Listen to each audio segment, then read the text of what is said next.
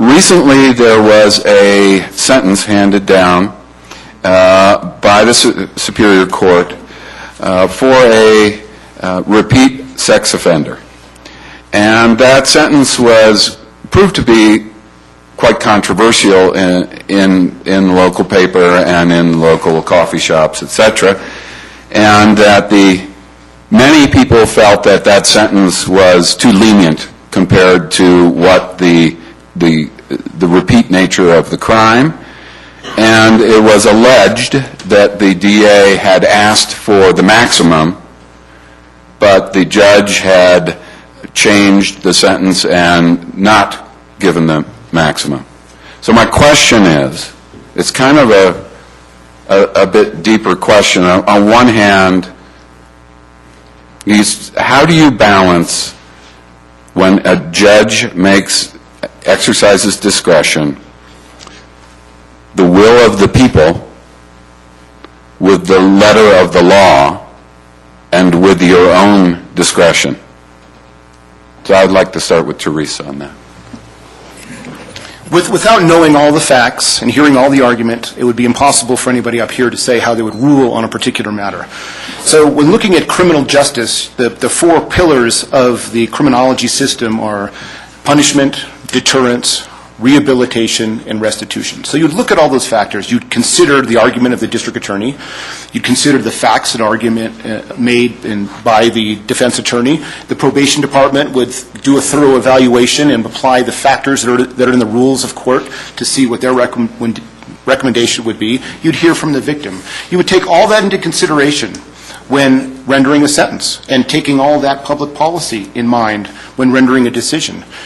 It's important that the judiciary be independent from the executive branch, and that includes the district attorney's office. If the district attorney makes a reasoned plea, and I was a district attorney for many years, and I would argue the heck out of a case, and I would sometimes be very disappointed when a judge gave a decision that I was not in favor of. I thought it was a miscarriage of justice. I mean, I believed in that with all my heart.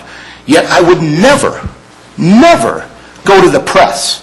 And I would never, ever second-guess the judge because I have respect for the law and respect for the process, and I would move on to the next case.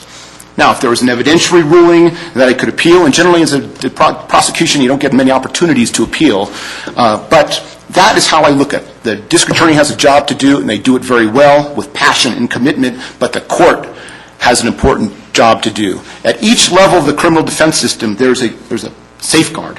There's the man in the street, the highway patrol, and the sheriff's department. They make a decision as to what charge should be crimed or someone should be arrested. Then the district attorney is the next gatekeeper. But the next gatekeeper up is the judge. And one of the things of judicial temperament, in all definitions, is courage. And that means standing up to an ill-conceived will of the people who don't have all the facts. Thank you. Randy. I think that in selecting a judge, and that's what we're here about tonight, that the appointers, the selectors, the population, the voters here have to trust that the candidate is going to exercise discretion in a wise, fair way without prejudging anything, without even referring to or suggesting any reference to the case that you have mentioned, Jack. I think it's important that the community have confidence that the judge is going to exercise discretion wisely. And the way the community gets to that is by knowing the candidate, by knowing the people that know the candidate. I think it's important, and I'm going to, at risk of offending Therese, who doesn't believe in endorsements, and I know why you said that, and I agree that we should not be ever placed in the position of having a conflict. I'd rather you didn't address her. I'd rather just say what you want to say. I'm sorry. Thank you. The people that know me and know how I would exercise discretion include the District Attorney, George Booth, include President of the Mammoth Elementary School, Shanna Bissonette, President of the Mammoth Middle School Organization, Julie Thompson, Vice President of the MHS Boosters, Leslie Dawson, Judge Denton, 3 members of the school board, Gloria Vasquez, Dr. Bourne and Betty Kittle, and Judge Denton.